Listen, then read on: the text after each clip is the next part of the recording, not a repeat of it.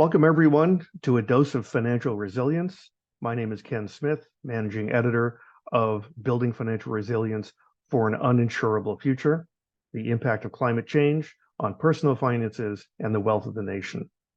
We have an important update coming out of FEMA yesterday. The Biden-Harris administration has reformed the disaster resistance program to help survivors recover faster.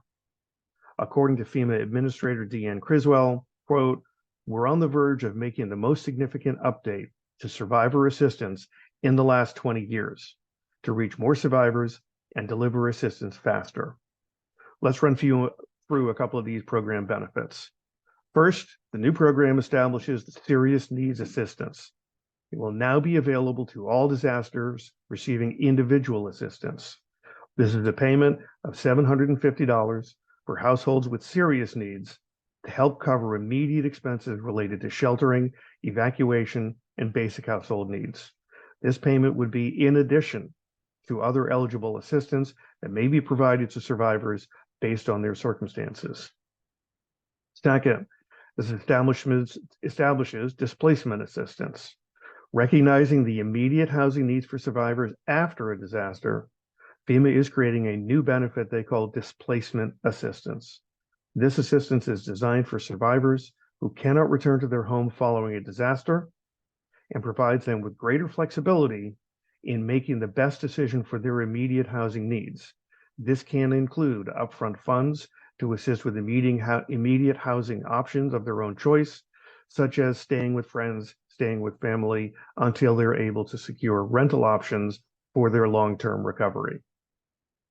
Well, let's run through a couple of the additional benefits to this program. First, they remove the loan application requirement. FEMA has removed the requirement that survivors apply for a U.S. Small Business Administration loan before being considered for certain types of financial assistance.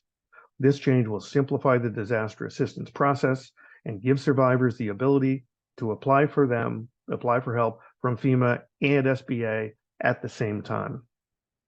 Second, helping underinsured survivors. FEMA is streamlining insurance-related rules to help survivors who do not receive enough assistance from their insurance company to cover rebuilding costs. Under this amended approach, financial assistance will now be available up to $42,500 to cover costs not reimbursed by insurance, including deductibles and underinsured losses. Third, simplifying assistance for entrepreneurs. FEMA is simplifying the process so entrepreneurs, gig workers, and other self-employed individuals can more easily reopen their businesses after a disaster.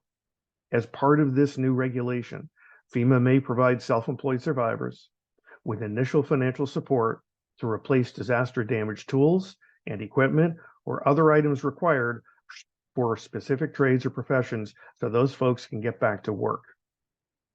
Fourth, expanding habitability criteria.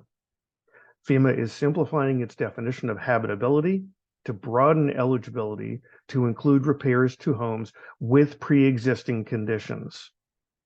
These changes mean that survivors who need a fixed disaster damage home may qualify for FEMA support to their home repair regardless of a pre-existing condition, so the home is in a safe and sanitary condition after the event. It also expands eligible hazard mitigation measures beyond essential components of a residence to include prevention of future damage to any disaster damaged part of the residence. Lastly, making accessibility improvements. Survivors with disabilities can now use FEMA funding to make certain accessibility improvements to their home damaged by a declared disaster. This change helps survivors with disabilities improve their living conditions, making their homes even more accessible than they were pre-disaster.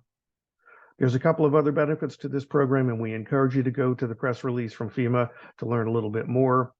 One of the other benefits, they've removed the barriers for late application. They recognize the challenges immediately following a disaster. So those requesting approval for late application no longer must provide documentation supporting the reason for their late application. Very important. Streamlining temporary housing assistance applications. Same thing, FEMA is reducing documentation requirements for applicants seeking continued temporary housing. They've also simplified the appeals process.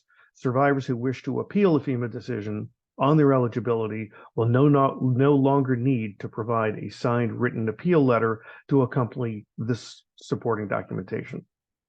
FEMA expects these changes to take effect for new disasters declared on or after March 22, 2024. So coming up in just a few weeks, all these new changes will go into effect.